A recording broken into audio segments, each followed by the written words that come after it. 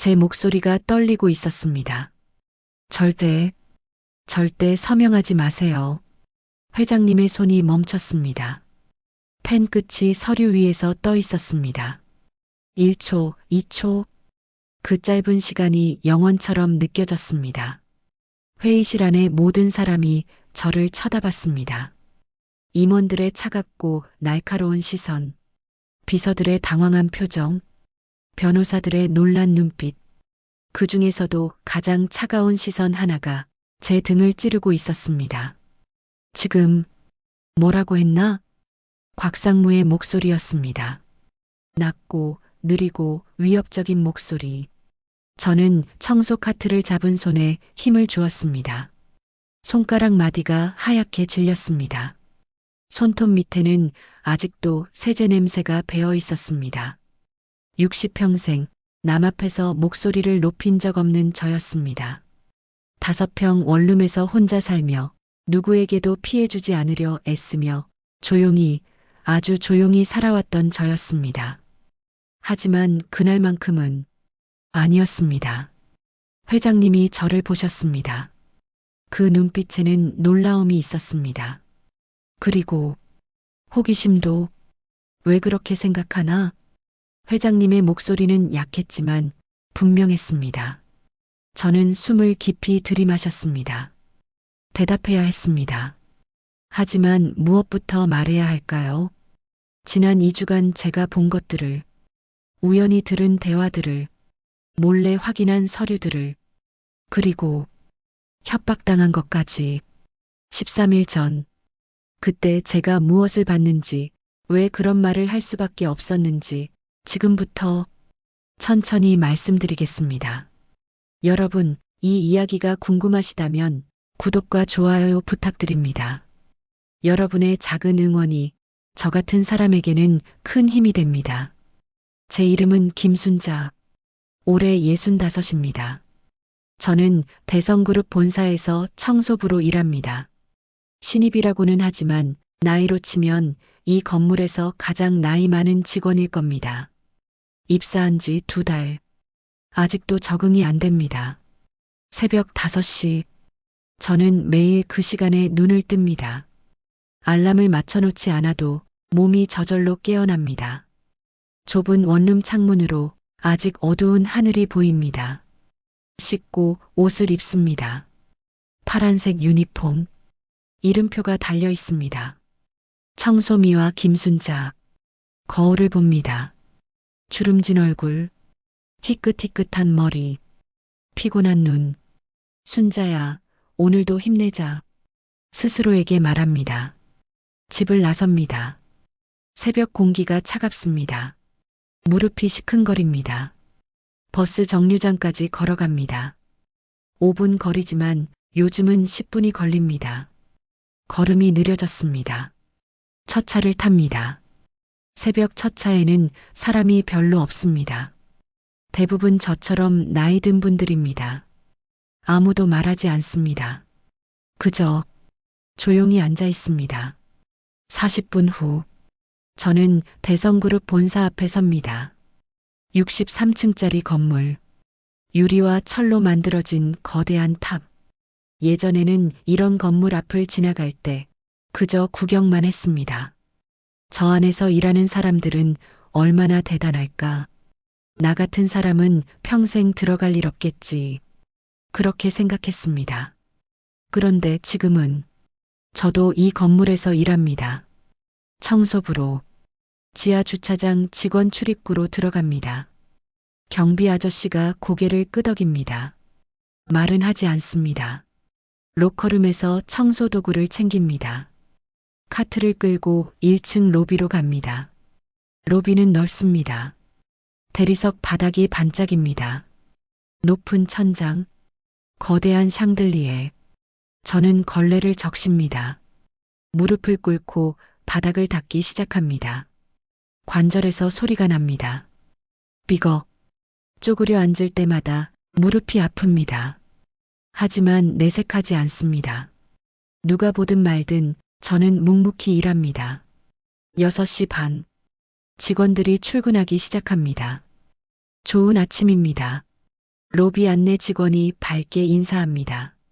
사람들이 스쳐 지나갑니다. 구두 소리, 향수 냄새, 커피 향. 아무도 저를 보지 않습니다. 한 젊은 남자가 지나가다가 제가 닦은 바닥을 밟았습니다. 아직 물기가 있었습니다. 아, 조심하세요. 제가 말했습니다. 하지만 그 남자는 듣지 못했습니다. 이어폰을 끼고 있었습니다. 그냥 지나갔습니다. 아줌마, 저기 커피 쏟아졌는데요. 한 여직원이 제 앞을 지나가며 말했습니다. 고개도 돌리지 않았습니다. 핸드폰을 보며 걸어갔습니다. 저는 묵묵히 걸레를 들고 그쪽으로 갔습니다. 복도 한쪽에 커피가 쏟아져 있었습니다. 종이컵이 바닥에 굴러다니고 있었습니다. 저는 쪼그려 앉아 닦았습니다. 무릎이 아팠습니다. 아유, 무릎아. 작게 신음했습니다. 누군가 지나갔습니다. 저를 보지 않았습니다. 저는 투명한 사람이었습니다.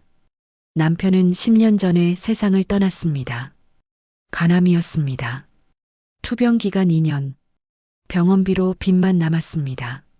남편이 떠난 후 저는 혼자가 됐습니다. 아들은 지방에 있습니다. 경기도 어느 공장에서 일합니다. 결혼했습니다. 손주도 있다고 합니다. 올해 3살. 하지만 저는 손주를 본 적이 없습니다. 며느리가 저를 싫어했으니까요. 아들이 결혼한다고 했을 때 저는 기뻤습니다. 엄마 결혼식에 꼭 오세요. 그럼 당연하지. 하지만 결혼식 일주일 전 아들에게서 전화가 왔습니다. 엄마, 왜 무슨 일이야? 결혼식이요. 간소하게 하기로 했어요. 그래, 요즘은 그렇게들 하더라. 그래서 가족들만 하기로 했어요. 친구들도 안 부르고. 응, 알았어. 엄마도 미안하지만 그 말에 제 가슴이 철렁했습니다. 오지 마세요. 미안해요, 엄마. 신부 쪽에서 엄마가 오시는 거 부담스러워해서요. 부담스럽다고? 엄마 옷도 그렇고 신부 쪽 어른들이랑 비교되면 아들의 목소리가 점점 작아졌습니다. 알았다. 저는 그렇게만 말하고 전화를 끊었습니다. 울지 않았습니다. 화도 내지 않았습니다. 그냥 받아들였습니다. 가난한 시어머니, 창피한 시어머니, 그런 사람이 필요 없다는 걸. 결혼 후에도 아들은 가끔 전화했습니다. 엄마, 잘 지내세요? 응, 잘 지내. 건강은요? 괜찮아. 손주 보러 올 거예요? 그 질문에 저는 항상 대답을 망설였습니다. 나중에. 네, 나중에 연락드릴게요. 하지만 그 나중에는 오지 않았습니다. 며느리가 싫어했으니까요. 한 번은 아들이 말했습니다. 엄마, 미안해요. 아내가 시댁 쪽이랑 거리 두고 살고 싶대요. 그래, 이해한다. 정말 미안해요. 괜찮아. 너희끼리 잘 살아라. 전화를 끊고 저는 혼자 울었습니다. 하지만 아들한테는 말하지 않았습니다. 외롭다고, 보고 싶다고, 손주를 안아보고 싶다고 말하면 아들이 힘들어할 테니까요. 오전 9시 저는 화장실 청소를 했습니다. 여자 화장실 17층부터 1층까지 하나씩 내려오며 청소합니다. 변기를 닦고 세면대를 닦고 거울을 닦고 바닥을 닦습니다. 똑같은 일의 반복. 하지만 저는 성실하게 합니다. 누가 보든 안 보든 최선을 다합니다. 그게 제가 살아온 방식이었으니까요. 11시 잠깐 쉬는 시간. 지하 직원 휴게실로 갑니다. 좁은 공간, 낡은 소파, 오래된 냉장고. 저는 도시락을 꺼냅니다. 어젯밤 직접 싼 도시락, 밥과 김치, 계란 반찬. 간단하지만 정성껏 만들었습니다. 혼자 먹습니다. 휴게실에 다른 사람은 없습니다. 밥을 먹으며 창문 밖을 봅니다. 지하라서 창문도 작습니다. 하늘이 잘 보이지 않습니다. 핸드폰을 꺼냅니다. 아들에게 마지막으로 전화한 게 한 달 전입니다. 전화하고 싶습니다. 손주 목소리라도 듣고 싶습니다. 하지만 하지 않습니다. 폐가 될까봐. 순자야. 마음속으로 스스로에게 말합니다. 이 일이라도 있는 게 감사한 거야. 2달 전까지만 해도 저는 일자리가 없었습니다. 60이 넘어서 일자리를 구하는 건 정말 어려운 일이었습니다. 편의점 아르바이트, 식당 설거지, 전단지 돌리기, 아파트 경비, 여러 곳에 지원했습니다. 하지만 대부분 거절당했습니다. 나이가 좀 많으시네요. 젊은 사람으로 뽑으려고요. 체력적으로 힘드실 텐데요. 죄송합니다. 그런 말들을 수없이 들었습니다. 한 번은 편의점 면접을 봤습니다. 25쯤 되어 보이는 점장이 저를 위아래로 훑어봤습니다. 할머니, 야간 근무 가능하세요? 네, 할 수 있습니다. 근데 계산기 다룰 줄 아세요? 요즘 다 전산이거든요. 배우면 됩니다. 배워요? 나이 드시면 배우는 게 느리잖아요. 그리고 손님들이 젊은 사람 선호하시거든요. 죄송합니다. 그렇게 거절당했습니다. 식당 설거지 면접도 봤습니다. 사장님이 말했습니다. 아줌마, 하루 8시간 서서 일하는 거예요. 괜찮겠어요? 네, 괜찮습니다. 무릎은요? 무릎 안 아프세요? 조금 아프긴 하지만 일할 수 있습니다. 조금? 나중에 산재 신청하면 저 곤란해요. 그런 일 없습니다. 미안한데 좀 더 젊은 사람 뽑을게요. 그렇게 또 거절당했습니다. 한 달 동안 15군데를 지원했습니다. 모두 거절당했습니다. 통장 잔고가 바닥을 보였습니다. 월세를 낼 수 없었습니다. 집주인에게 전화가 왔습니다. 아줌마, 이번 달 월세 언제 주실 거예요? 죄송합니다. 며칠만 기다려 주세요. 며칠이요? 벌써 일주일 넘었는데요. 일자리를 구하는 중입니다. 곧. 아니, 일자리 구한다고 한 게 벌써 2달째잖아요. 다음 주까지 안 주시면 계약 해지할 거예요. 전화가 끊겼습니다. 저는 막막했습니다. 쫓겨나면 어디로 가야 할까요? 아들한테 전화해야 할까요? 하지만 하고 싶지 않았습니다. 아들도 힘든데, 며느리도 싫어하는데, 짐이 되고 싶지 않았습니다. 그러던 어느 날, 복지관에서 일자리 정보를 받습니다. 대성그룹 청소 용역 업체 채용, 나이 제한 없음, 즉시 근무 가능자, 나이 제한이 없었습니다. 저는 바로 지원했습니다. 면접을 봤습니다. 50대로 보이는 관리자가 물었습니다. 청소 일 해보셨어요? 집에서 평생 했습니다. 여기는 대형 건물이에요. 힘든데 괜찮으시겠어요? 네, 할 수 있습니다. 새벽 5시 출근인데요. 상관없습니다. 관리자가 제 얼굴을 찬찬히 봤습니다. 나이가 많으신데 건강은 괜찮으세요? 네, 괜찮습니다. 무릎이나 허리는요? 일하는데 문제 없습니다. 관리자가 잠시 생각하더니 고개를 끄덕였습니다. 좋아요. 다음 주 월요일부터 출근하세요. 정말요? 네. 나이 많으셔도 성실하게 일하실 것 같네요. 감사합니다. 정말 감사합니다. 저는 허리를 깊이 숙여 인사했습니다. 그렇게 합격했습니다. 월급은 많지 않았습니다. 200만 원. 하지만 있는 것과 없는 것은 천지 차이였습니다. 첫 월급을 받던 날 저는 울었습니다. 통장에 찍힌 숫자를 보며 한참을 울었습니다. 이제 월세를 낼 수 있었습니다. 밥을 먹을 수 있었습니다. 살아갈 수 있었습니다. 그날 밤, 저는 아들에게 문자를 보냈습니다. 아들아, 엄마 일자리 구했어.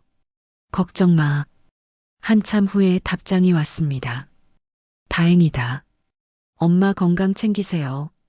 짧은 문자였지만 괜찮았습니다. 아들이 걱정하지 않아도 되니까요. 오후 일과 저는 복도를 닦고 있었습니다. 15층 복도는 조용했습니다. 갑자기 뒤에서 목소리가 들렸습니다. 비켜요. 돌아보니 양복 입은 남자가 서 있었습니다. 50대 초반, 날카로운 인상. 저는 황급히 비켰습니다. 죄송합니다. 남자는 대답도 하지 않고 제 옆을 지나갔습니다. 그때 남자가 일부러 제가 닦은 바닥을 밟았습니다. 아직 물기가 있는 곳을. 에휴. 남자가 짜증스럽게 혀를 찼습니다. 청소를 이렇게 해요? 바닥이 다 젖어 있잖아. 죄송합니다. 다시 닦아요. 제대로. 남자가 그렇게 말하고 가버렸습니다. 저는 그 자리에 서 있었습니다. 굴욕적이었습니다. 하지만 참았습니다. 순자야, 참아. 일자리를 잃으면 안 돼. 다시 걸레를 들었습니다. 바닥을 닦았습니다. 그날 저녁, 퇴근길에 김 언니를 만났습니다. 같이 일하는 다른 청소 직원, 50대 후반. 순자 씨, 오늘 힘들었죠? 네. 15층에서 곽상무한테 혼났다며요? 아, 네. 괜찮습니다. 그 사람 원래 그래요. 청소 직원들한테 함부로 해요. 그렇군요. 조심하세요. 기분 나쁘게 하면 관리팀에 민원 넣어서 자르기도 해요. 네, 조심하겠습니다. 김 언니가 한숨을 쉬었습니다. 우리 같은 사람들은 참고 살아야죠. 뭐? 그 말이 가슴에 와닿았습니다. 참고 살아야 한다. 그게 우리의 운명인 것처럼. 그날 이후 저는 조심했습니다. 곽상무를 마주치지 않으려고 애썼습니다. 하지만 일주일 후 또 마주쳤습니다. 17층 복도에서 저는 청소 카트를 끌고 있었습니다. 곽상무가 반대편에서 걸어왔습니다. 저는 얼른 카트를 벽 쪽으로 밀었습니다. 비켜섰습니다. 고개를 숙였습니다. 상무가 지나갔습니다. 하지만 멈춰섰습니다. 아줌마. 네. 나 기억해요?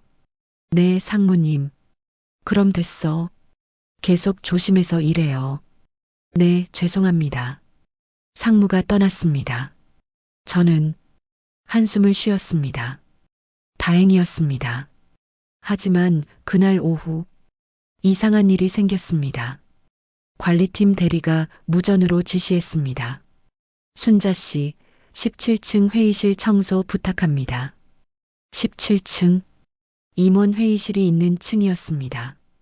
곽상무가 있는 층, 저는 조심스럽게 17층으로 갔습니다. 엘리베이터에서 내렸을 때 복도는 조용했습니다. 이상했습니다.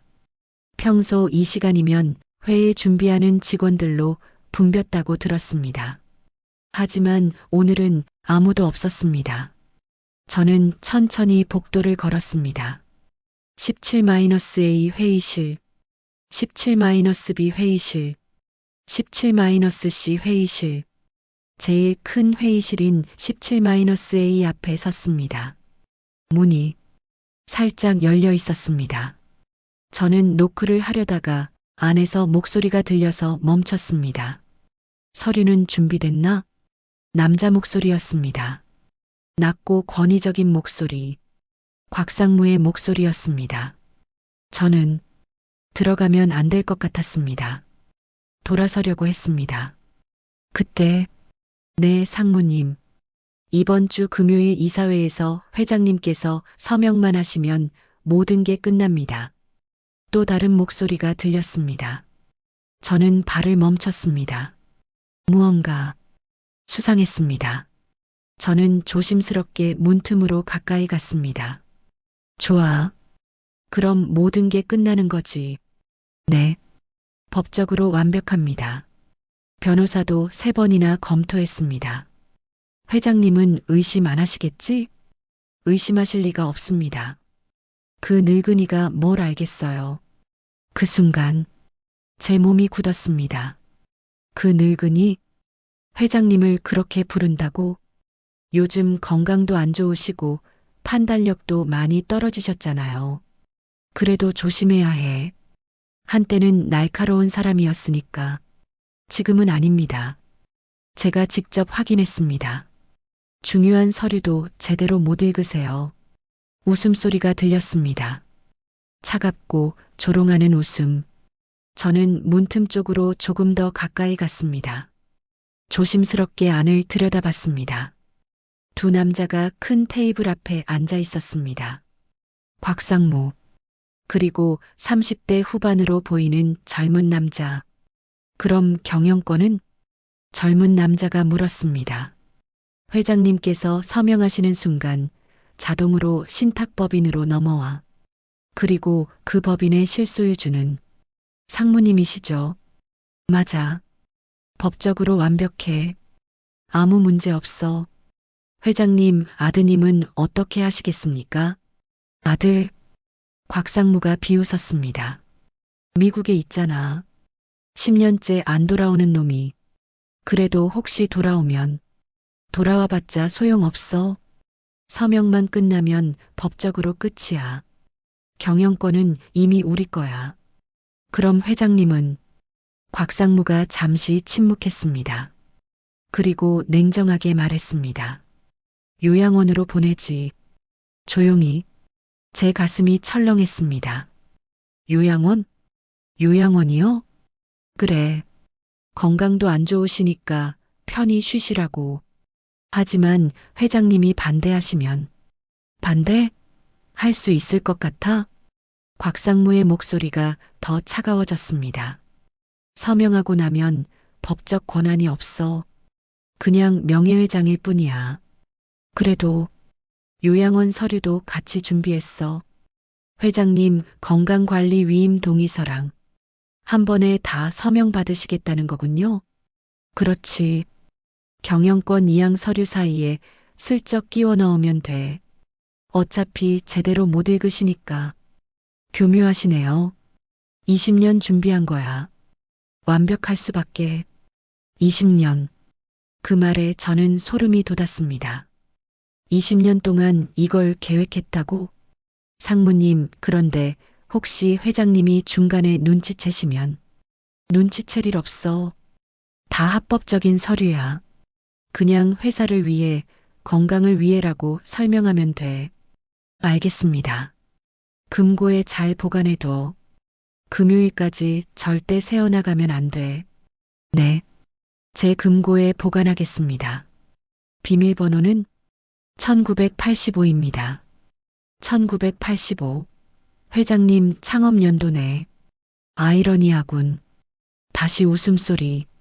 저는 숨을 죽였습니다. 심장이 빠르게 뛰었습니다. 이건 뭔가 아주 잘못된 일이었습니다.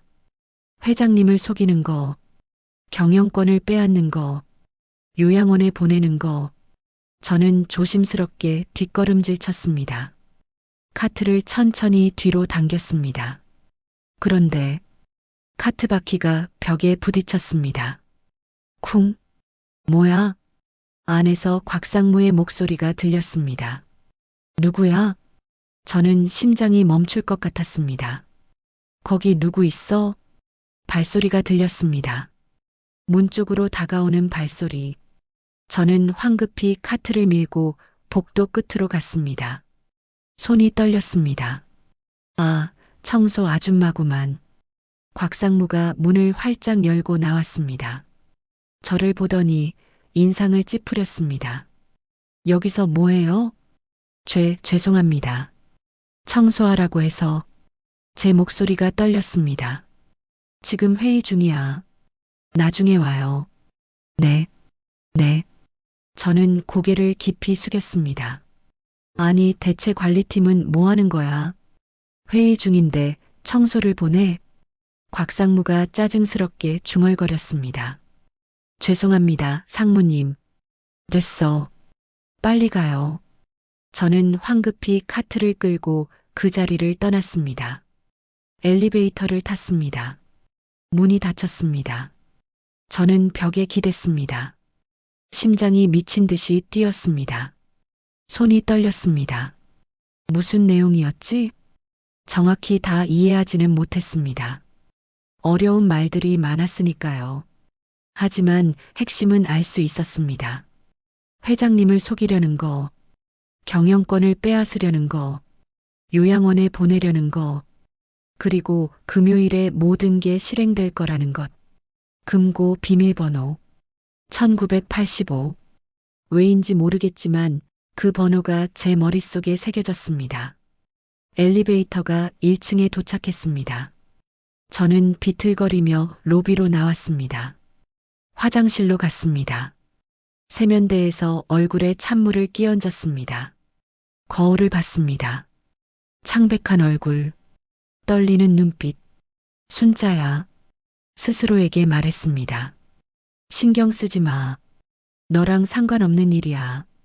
재벌 회사 내부 일이 내가 무슨 상관이야. 하지만 마음 한구석이 불편했습니다. 그 늙은이가 뭘 알겠어. 그 말이 계속 귓가에 맴돌았습니다.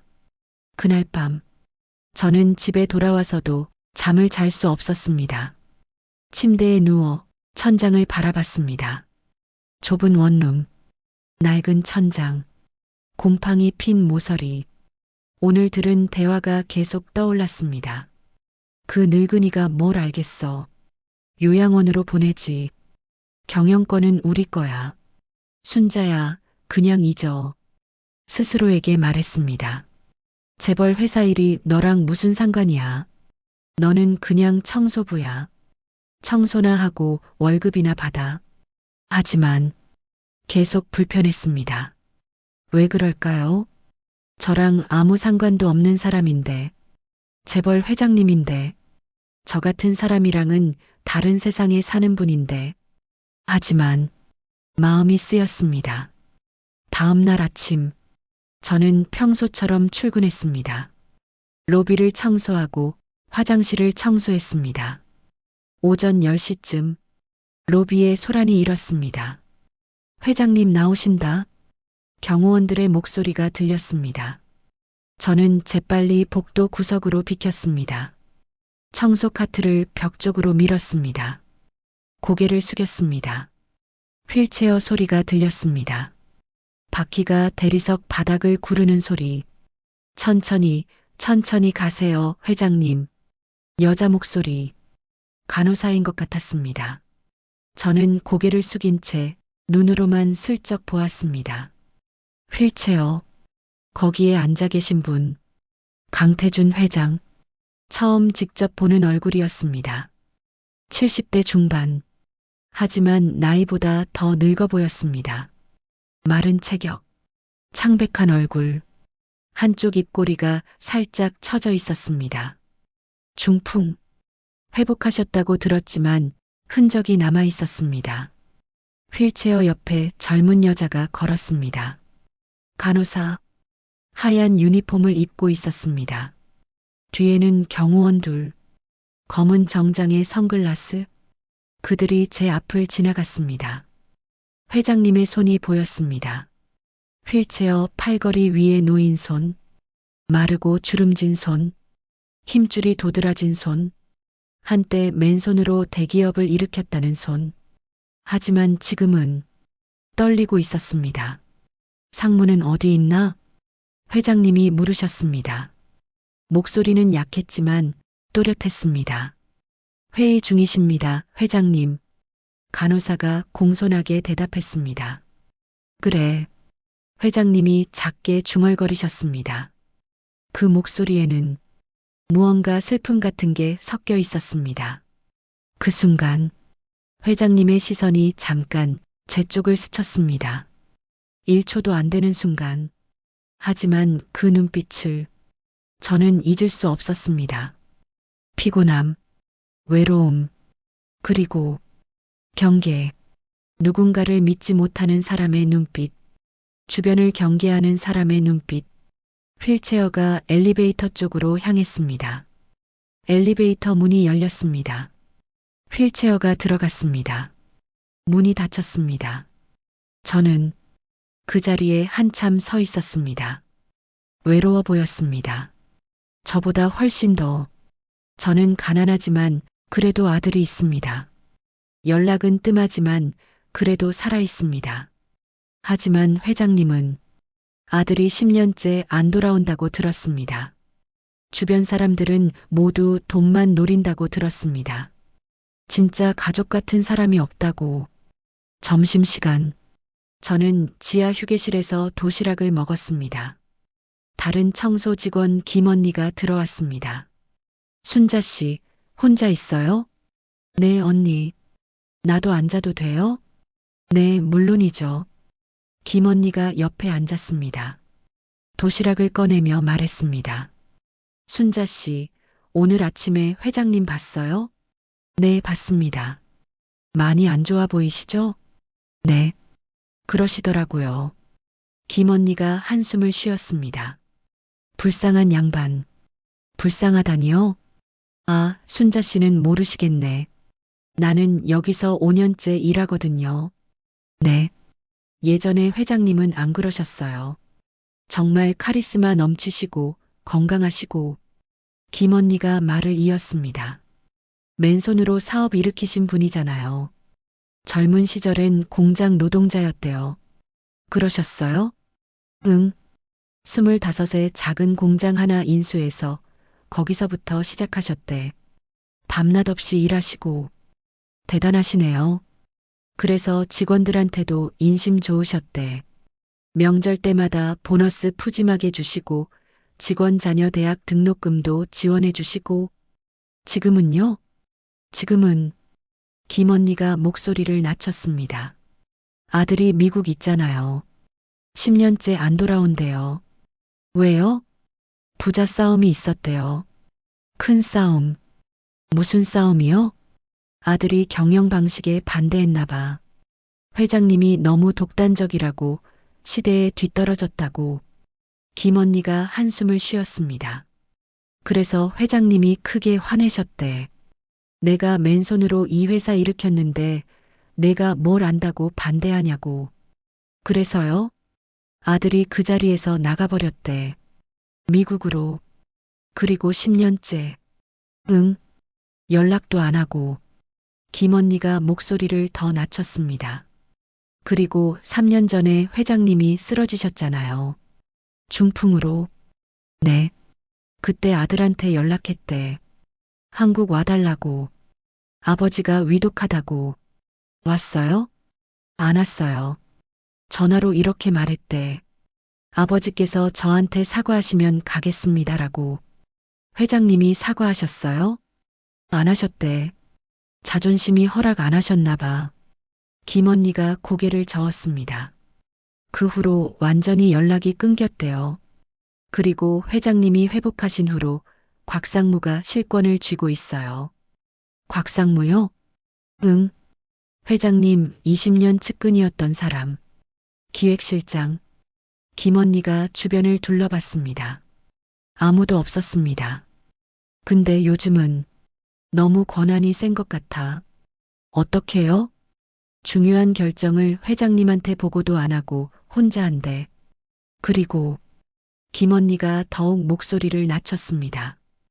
회장님을 무시한다는 소문도 있어. 제 가슴이 철렁했습니다. 무시한다고요? 응. 뒤에서 그 늙은이 이렇게 부른다는 얘기도 있고. 바로 그거였습니다. 제가 어제 들은 그 말. 언니, 그럼 회장님은 모르시는 건가요? 글쎄, 아마 어느 정도는 아실 거야. 근데 어쩔 수 없잖아. 아들도 없고 믿을 사람도 없고 게다가 건강도 안 좋으시니까 점점 더 의존하실 수밖에 없는 거지. 곽상무한테. 김 언니가 쓸쓸하게 웃었습니다. 권력이라는 게 무섭잖아. 가진 사람도 언젠가 잃게 되는 거. 점심을 마치고 저는 다시 일을 시작했습니다. 하지만 계속 생각났습니다. 회장님의 눈빛, 외로운 눈빛, 그리고 곽상무의 계획. 금요일, 오늘이 수요일이니까 이틀 후 무슨 일이 일어날까요? 그날 오후, 저는 3층 복도를 청소하고 있었습니다. 갑자기 엘리베이터가 열렸습니다. 휠체어가 나왔습니다. 회장님이었습니다. 혼자 계셨습니다. 간호사도 경호원도 없었습니다. 전동 휠체어를 직접 조작하고 계셨습니다. 저는 황급히 비켰습니다. 죄송합니다, 회장님. 고개를 숙였습니다. 회장님의 휠체어가 천천히 지나갔습니다. 그런데 멈췄습니다. 제 옆에서 저는 고개를 들었습니다. 회장님이 저를 보고 계셨습니다. 당신, 네, 여기서 일하는 사람인가? 네, 회장님. 청소 미화 일을 합니다. 회장님이 잠시 저를 바라보셨습니다. 나이가 어떻게 되나? 65입니다. 65. 회장님이 작게 웃으셨습니다. 나보다 10살 어리구만. 네. 힘들지 않나? 이 일이. 괜찮습니다. 저는 정직하게 대답했습니다. 일이 있는 게 감사합니다. 회장님이 고개를 끄덕이셨습니다. 그렇겠지. 이 나이에 일자리 구하기 쉽지 않을 텐데. 네. 회장님이 잠시 침묵하셨습니다. 그리고 작게 말씀하셨습니다. 고생이 많소. 그 말에 제 가슴이 뭉클했습니다. 감사합니다, 회장님. 건강 조심하시오. 회장님의 휠체어가 다시 움직였습니다. 복도 끝으로 사라졌습니다. 저는 그 자리에 한참 서 있었습니다. 고생이 많소. 그 말이 가슴에 남았습니다. 누군가 저에게 고생한다고 말해준 게 얼마만인지 모르겠습니다. 아들도 그런 말 해준 적이 언제였던가요? 며느리는 한 번도 없었고, 집주인은 월세 독촉만 하고, 회사 사람들은 저를 투명인간 취급하고, 그런데 회장님은 처음 보는 저에게 그런 말을 해주셨습니다. 그날 저녁, 집에 돌아와 누웠습니다. 30년 전 일이 떠올랐습니다. 제가 25이었을 때,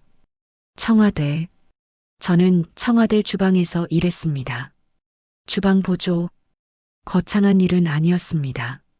채소를 다듬고 설거지를 하고 주방을 청소했습니다. 하지만 자랑스러웠습니다.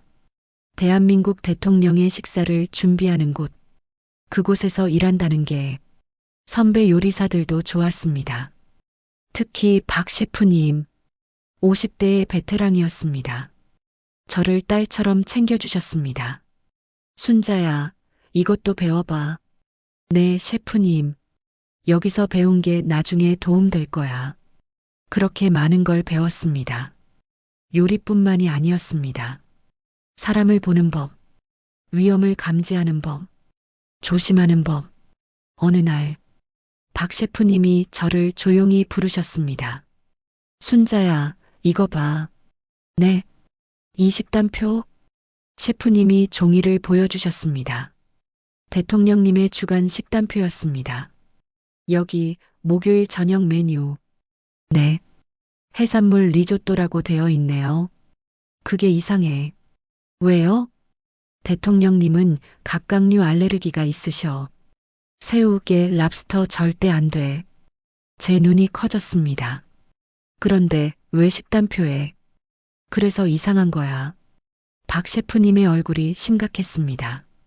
이 식단표는 비서실에서 내려온 건데 원래는 버섯 리조또였어. 제가 분명히 기억해. 그럼 누가 바꾼 건가요? 모르겠어. 하지만 분명 의도가 있어. 순자야, 이거 큰일이야. 누군가 일부러 대통령님을, 셰프님이 말을 잊지 못하셨습니다. 어떡하죠? 일단 원래 메뉴대로 준비할 거야. 그리고 조용히 조사해야 해. 다음 날, 박 셰프님이 비서실에 보고하셨습니다. 그리고 조사가 시작됐습니다. 나중에 알고 보니 비서실 직원 한 명이 식단표를 조작했다고 합니다. 다행히 큰 사고는 막았습니다. 하지만 그 일 이후 한 달쯤 지났을 때 순자 씨 인사팀에서 저를 불렀습니다. 네, 정리해고 명단에 들어갔어요. 예, 다음 주까지만 나오세요. 왜요? 제가 뭘 잘못했나요? 이유는 말할 수 없어요. 위에서 결정된 거예요. 저는 믿을 수 없었습니다. 박 셰프님을 찾아갔습니다. 셰프님, 저 왜 잘리는 건가요? 박 셰프님이 안타까운 표정으로 저를 보셨습니다. 순자야, 미안해. 왜요? 당신이 너무 많이 알게 됐어. 뭐요? 그 사건 말이야. 식단표 조작 사건. 그게 왜? 조직에서는 그런 걸 싫어해. 비밀을 아는 사람이 많으면 불안하잖아. 하지만 저는 아무 말도 안 했어요. 알아. 하지만 그게 문제가 아니야. 박 셰프님이 제 어깨를 두드리셨습니다. 조용히 나가는 게 좋아. 괜히 버티면 더 곤란해질 수 있어. 미안하다, 순자야. 그렇게 저는 청와대에서 쫓겨났습니다. 억울했습니다. 화도 났습니다. 하지만 어쩔 수 없었습니다. 약한 사람은 그냥 당할 수밖에 없었습니다. 그때 배웠습니다. 가까운 사람도 배신할 수 있다는 것. 조용한 음모는 소리 없이 진행된다는 것. 그리고 약한 사람은 쉽게 희생된다는 것. 그 후로 저는 남의 일에 신경 쓰지 않기로 했습니다. 보이지 않는 사람으로 살기로 했습니다.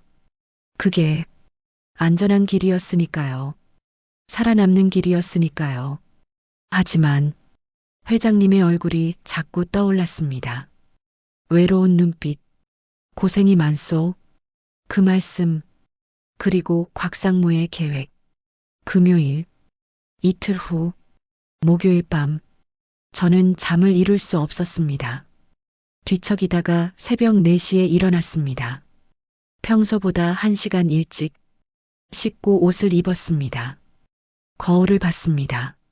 순자야, 스스로에게 물었습니다. 넌 왜 이러는 거야? 회장님은 내가 걱정할 사람이 아니잖아. 너는 그냥 청소부야. 하지만 마음이 불편했습니다. 집을 나섰습니다. 새벽 거리는 조용했습니다. 첫 차를 탔습니다. 창밖을 봤습니다. 아직 어두웠습니다. 회사에 도착했습니다.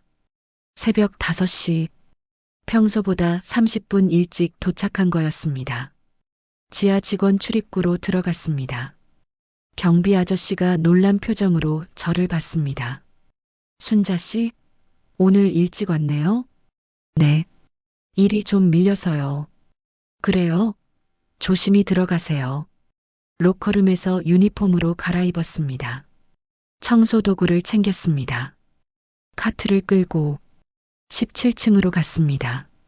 왜 17층으로 가는지 저도 정확히 몰랐습니다. 그냥 가야 할 것 같았습니다. 엘리베이터를 탔습니다.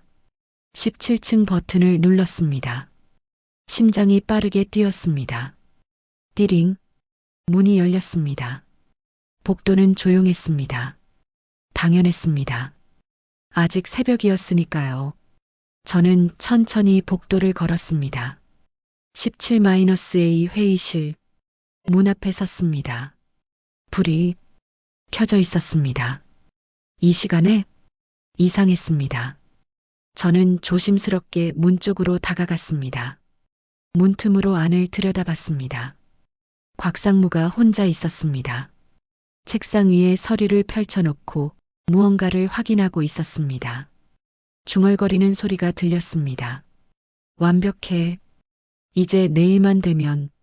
상무는 서류를 조심스럽게 투명 파일에 넣었습니다. 그리고 일어났습니다. 회의실 한쪽에 있는 금고 쪽으로 갔습니다. 저는 숨을 죽였습니다. 금고. 상무가 비밀번호를 눌렀습니다. 1, 9, 8, 제가 들었던 그 번호. D. 금고 문이 열렸습니다. 상무가 서류를 안에 넣었습니다. 그리고 문을 닫았습니다. 금고 손잡이를 확인했습니다. 좋아. 내일이면. 상무가 만족스러운 표정으로 고개를 끄덕였습니다. 그리고 회의실을 나오려고 했습니다. 저는 황급히 뒤로 물러났습니다. 청소 카트 뒤로 숨었습니다. 회의실 문이 열렸습니다. 곽 상무가 나왔습니다. 주변을 둘러봤습니다. 저는 숨을 참았습니다. 상무가 복도를 걸어갔습니다. 엘리베이터를 탔습니다. 띠링. 문이 닫혔습니다. 조용해졌습니다. 저는 카트 뒤에서 천천히 일어났습니다. 심장이 터질 것 같았습니다. 회의실 문을 봤습니다. 들어가야 하나? 아니, 안 돼. 그건 범죄야. 남의 서류를 몰래 보는 건. 하지만 발이 움직이고 있었습니다. 회의실 문 쪽으로 손이 문손잡이를 잡았습니다. 돌렸습니다. 잠겨 있지 않았습니다. 문이 열렸습니다. 저는 안으로 들어갔습니다. 회의실은 넓었습니다.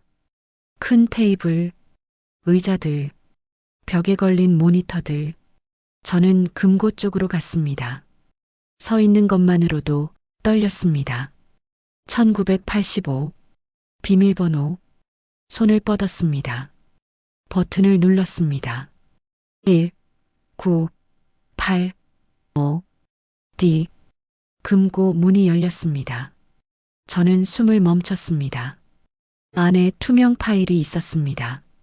저는 조심스럽게 꺼냈습니다. 손이 떨렸습니다. 파일을 열었습니다. 서류가 여러 장 들어 있었습니다. 첫 장, 경영권 이양 동의서. 제목이 그렇게 적혀 있었습니다. 저는 내용을 읽기 시작했습니다.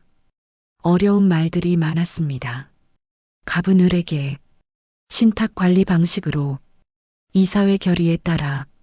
하지만 핵심은 이해할 수 있었습니다. 회장이 서명하면 대성그룹 지분의 60%가 신탁관리법인으로 넘어간다. 그 법인의 실제 소유주는 서류 어딘가에 작은 글씨로 적혀 있었습니다. 곽상무. 그리고 그와 연결된 임원 몇 명. 페이지를 넘겼습니다. 두 번째 서류. 명예회장 추대 및 역할 조정안. 내용을 읽었습니다. 강태준 회장을 명예회장으로 추대한다. 실질적 경영 권한은 신임 대표이사에게 이관한다. 신임 대표이사는 곽상무. 세 번째 페이지. 건강관리 위임 동의서. 이게 뭔가 싶어서 읽었습니다. 회장의 건강 상태가 좋지 않으므로 전문 의료기관에서 관리받는 것에 동의한다. 법정 대리인 지정 곽상무. 페이지를 넘겼습니다. 네 번째 서류.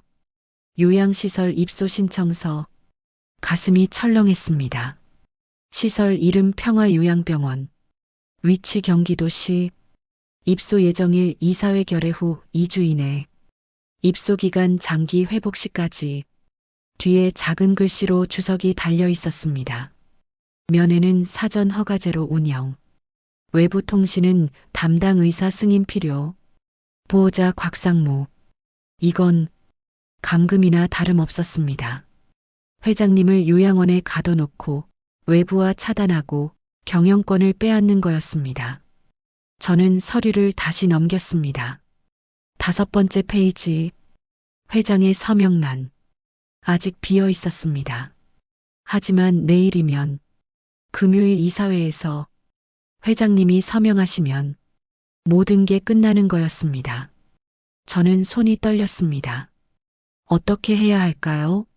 사진이라도 찍어야 할까요? 저는 핸드폰을 꺼냈습니다. 하지만 핸드폰도 떨렸습니다. 사진을 찍으려는 순간 복도에서 소리가 들렸습니다. 발소리. 제 심장이 멈췄습니다. 발소리가 가까워졌습니다. 저는 황급히 서류를 금고에 넣었습니다. 금고 문을 닫으려고 했습니다. 하지만 완전히 다치지 않았습니다. 찰칵 소리가 나지 않았습니다. 안 다쳤어. 다시 문을 밀었습니다.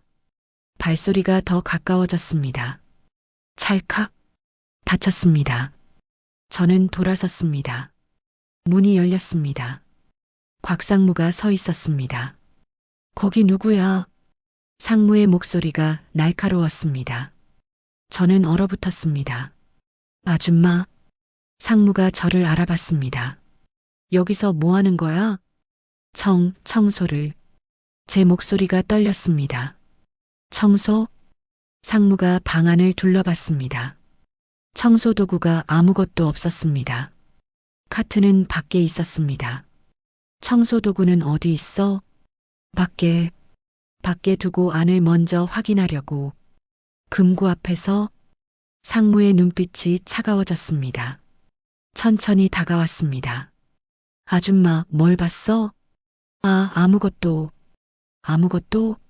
상무가 제 바로 앞에 섰습니다. 키가 컸습니다. 저를 내려다봤습니다. 아줌마. 네. 거짓말하는 거 알아. 금고 열었지?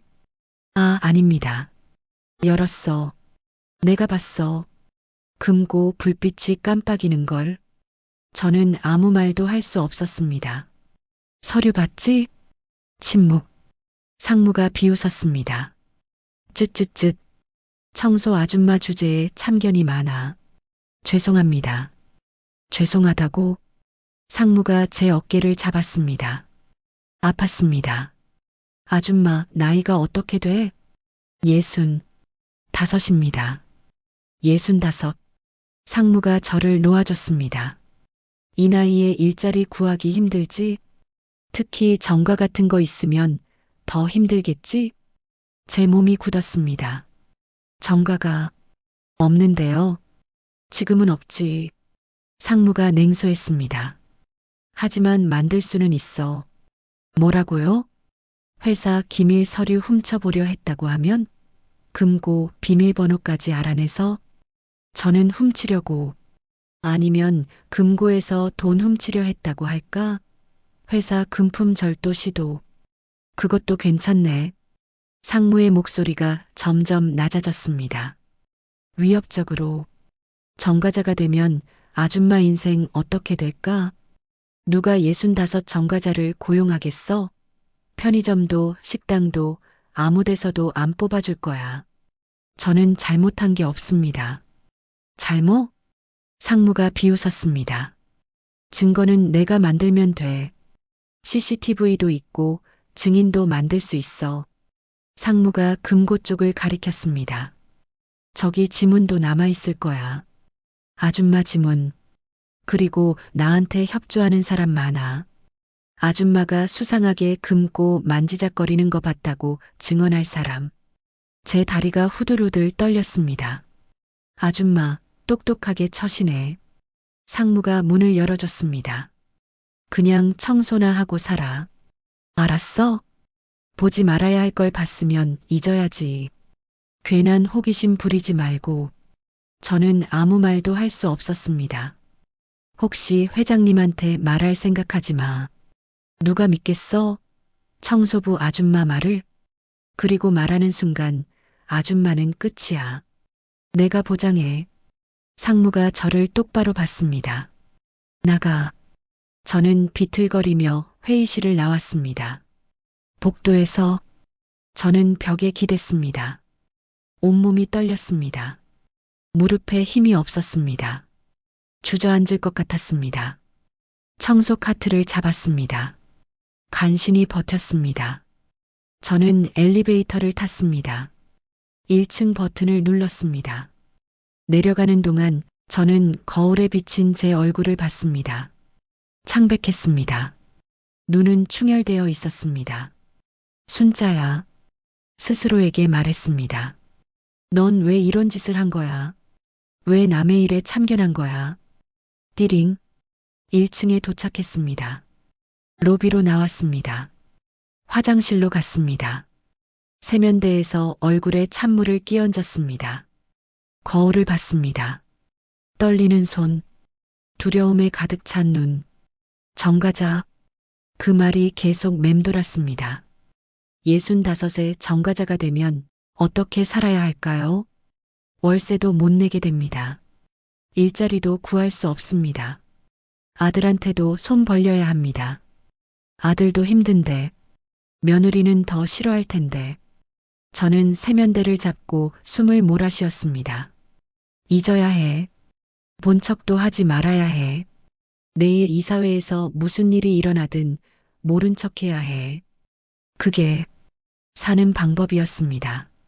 조용히 살아남는 방법. 30년 전에 배운 교훈. 약한 사람은 끼어들면 안 된다. 살아남으려면 조용히 있어야 한다. 그날, 저는 평소처럼 일했습니다. 아니, 평소보다 더 열심히 일했습니다. 로비를 닦고 화장실을 청소하고 복도를 닦았습니다. 생각하지 않으려고 애썼습니다. 하지만 오후 3시쯤 또 봤습니다. 회장님을 휠체어를 타고 간호사와 함께 로비를 지나가시는 모습을. 저는 구석에서 청소를 하고 있었습니다. 회장님의 뒷모습이 보였습니다. 구부정한 어깨, 마른 체격, 외로워 보였습니다. 그리고 모르고 계셨습니다. 내일 무슨 일이 일어날지, 내일이면 모든 걸 빼앗기실 거라는 걸, 요양원에 보내질 거라는 걸. 제 가슴이 아팠습니다. 퇴근 시간이 됐습니다. 저는 유니폼을 벗고 개인 옷으로 갈아입었습니다. 로커룸을 나서는데 김 언니가 불렀습니다. 순자 씨, 괜찮아요? 네. 얼굴이 안 좋아 보여요. 어디 아파요? 아니, 괜찮습니다. 확실해요? 오늘 하루 종일 안색이. 정말 괜찮습니다, 언니. 저는 억지로 웃었습니다.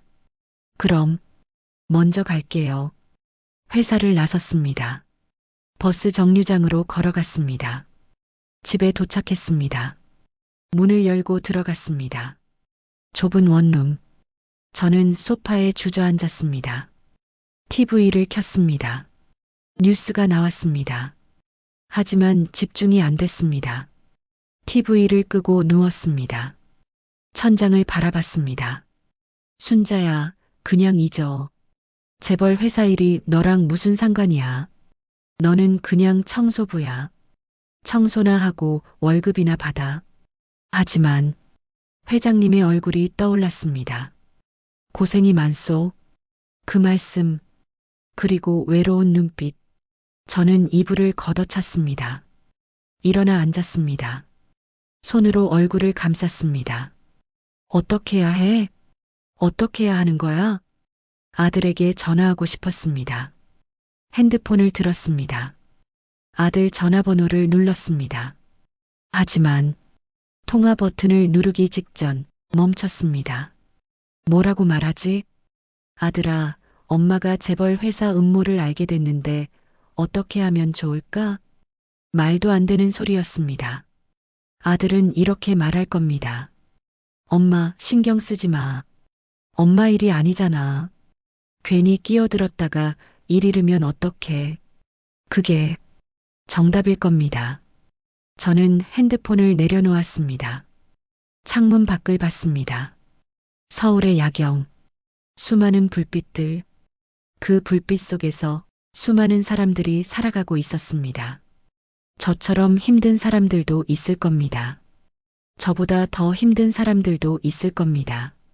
다들 살기 위해 참고 있을 겁니다. 순자야, 스스로에게 물었습니다. 넌 어떤 사람이 되고 싶어? 조용히 살아남는 사람? 아니면 옳은 일을 하는 사람? 오랜 침묵. 30년 전 청와대 일이 떠올랐습니다. 박 셰프님, 옳은 일을 했지만 저는 쫓겨났습니다. 그때 배웠어야 했습니다. 끼어들지 말라고. 하지만 만약 그때 박 셰프님이 나서지 않았다면 대통령님이 다치셨을지도 모릅니다. 박 셰프님은 대가를 바라지 않았습니다. 그냥 옳은 일이라고 생각해서 한 거였습니다. 그리고 지금 회장님도 위험에 처해 계십니다. 아무도 말해드리지 않고 있습니다. 저만 알고 있습니다. 순자야, 내가 말하지 않으면 아무도 모른다. 회장님은 내일 서명하실 거야. 그리고 모든 걸 잃으실 거야. 저는 눈을 감았습니다. 깊은 숨을 들이마셨습니다. 그리고 결정했습니다. 금요일 아침, 저는 평소보다 더 일찍 일어났습니다. 새벽 4시, 씻고 옷을 입었습니다. 거울을 봤습니다. 순자야, 후회하지 마. 내가 할 수 있는 걸 해. 집을 나섰습니다. 첫 차를 탔습니다. 회사에 도착했습니다. 오전 9시, 평소처럼 청소를 했습니다. 하지만 마음은 평소 같지 않았습니다. 오전 10시, 이사회가 열리는 시간이었습니다. 17층 이사회실, 저는 16층에서 청소를 하고 있었습니다. 하지만 계속 시계를 봤습니다. 10시 10분, 저는 엘리베이터를 탔습니다. 17층으로 갔습니다. 복도에 사람들이 모여 있었습니다. 임원들, 변호사들, 비서들, 그리고 회장님, 휠체어를 타고 계셨습니다. 간호사가 옆에 있었습니다. 곽상무도 있었습니다. 서류 가방을 들고 회장님 들어가시죠. 상무가 정중하게 말했습니다. 완벽한 연기였습니다. 회장님이 고개를 끄덕이셨습니다. 이사회실 문이 열렸습니다. 사람들이 하나둘 들어갔습니다. 저는 복도 끝에서 걸레질을 하는 척하며 그 모습을 지켜봤습니다. 마지막으로 곽상무가 들어갔습니다. 문이 닫혔습니다. 저는 걸레를 쥔 손에 힘을 주었습니다. 어떻게 해야 할까? 들어가야 할까? 하지만 뭐라고 말하지? 증거도 없는데. 청소부 아줌마의 말을 누가 믿겠어? 10분이 지났습니다. 저는 여전히 복도에 있었습니다. 이사회실 문 쪽을 계속 쳐다봤습니다. 15분, 20분, 25분. 저는 결정하지 못하고 있었습니다. 30분이 지났을 때 문이 살짝 열렸습니다. 비서 한 명이 나왔습니다. 저와 눈이 마주쳤습니다. 아줌마, 여기서 뭐해요? 회의 중인데. 죄송합니다. 저는 고개를 숙였습니다. 비서가 들어갔습니다. 문이 다시 닫혔습니다. 하지만 완전히 닫히지 않았습니다. 살짝 열려 있었습니다. 저는 조심스럽게 다가갔습니다. 문틈으로 안을 들여다봤습니다. 큰 테이블, 그 앞에 휠체어를 탄 회장님. 회장님 앞에 서류가 놓여 있었습니다. 회장님, 이 서류에 서명만 하시면 모든 절차가 완료됩니다. 곽상무의 목소리가 들렸습니다. 이게 뭔가? 회장님이 물으셨습니다. 목소리가 약했습니다. 경영권 신탁 관리 동의서입니다. 변호사로 보이는 남자가 설명했습니다. 회장님의 건강을 고려해서 전문 경영인에게 일부 권한을 위임하시는 겁니다. 내 건강? 네. 편히 쉬시라는 의미입니다. 나는 괜찮은데. 회장님, 지난달에도 쓰러지셨잖습니까? 저희가 얼마나 걱정했는지 아십니까? 곽상무가 염려하는 척했습니다. 만약을 대비하시는 게 좋습니다. 회장님이 서류를 내려다보셨습니다. 손이 떨리고 있었습니다. 아들한테는 얘기했나? 아드님께는 나중에 말씀드리기로 했습니다. 왜 나중에? 회장님께서 먼저 결정하신 후에 그때 알려드리는 게 좋을 것 같아서요. 그래. 회장님의 목소리가 더 약해졌습니다. 하지만 회장님, 회사를 위한 일입니다. 회장님께서 편히 쉬실 수 있도록. 회장님의 손이 천천히 펜을 향했습니다. 저는 숨을 멈췄습니다. 안 돼. 안 돼요, 회장님. 마음속으로 소리쳤습니다. 회장님의 손이 펜을 잡으셨습니다. 펜 끝이 서류 위에 닿았습니다. 1초, 2초, 그 순간 제 입에서 말이 터져 나왔습니다.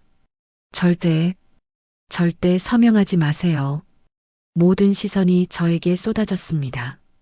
저는 문을 밀고 안으로 들어갔습니다. 청소 카트도 없이 그냥 두 손으로 문을 잡고 지금 뭐라고 했나? 곽상무가 천천히 일어났습니다. 얼굴이 붉어졌습니다. 분노로 당장 나가. 잠깐. 회장님의 목소리였습니다. 약했지만 분명했습니다. 무슨 얘긴지 들어보자. 회장님이 저를 보셨습니다. 왜 서명하면 안 되나? 저는 회장님을 바라봤습니다. 그 서류는 제 목소리가 떨렸습니다. 목이 말랐습니다. 심장이 터질 것 같았습니다. 하지만 말해야 했습니다. 그 서류는 경영권 이양이 아닙니다. 뭐, 경영권을 빼앗으려는 겁니다. 헛소리 마. 곽상무가 소리쳤습니다. 지금 이 미친 아줌마가 무슨 말을 하는 거야? 저는 제 목소리가 더 떨렸습니다. 하지만 계속 말했습니다. 저는 화요일 17층 회의실 밖을 지나가다가 상무님과 다른 분이 대화하시는 걸 들었습니다. 뭘 들었다는 거야? 그 늙은이가 뭘 알겠어라고 하셨습니다. 회의실이 술렁였습니다. 회장님을 그렇게 부르시면서 경영권을 빼앗고 요양원에 보내려는 계획을, 증거도 없으면서 거짓말을. 증거 있습니다. 저는 용기를 내어 말했습니다. 어제 새벽 상무님께서 17-A 회의실에서 혼자 서류를 확인하셨습니다. 그리고 금고에 넣으셨죠. 그게 무슨, 금고 비밀번호는 1985입니다. 순간 곽상무의 말이 멈췄습니다. 회의실이 조용해졌습니다. 회장님이 상무를 보셨습니다. 상무, 회장님, 이건 그냥 내 금고 비밀번호를 어떻게 알지? 상무가 대답하지 못했습니다. 그리고 이 아줌마 말이 사실인가? 내 금고에 서류를 넣었나? 그건 회장님이 저를 보셨습니다. 서류에 뭐가 있었나?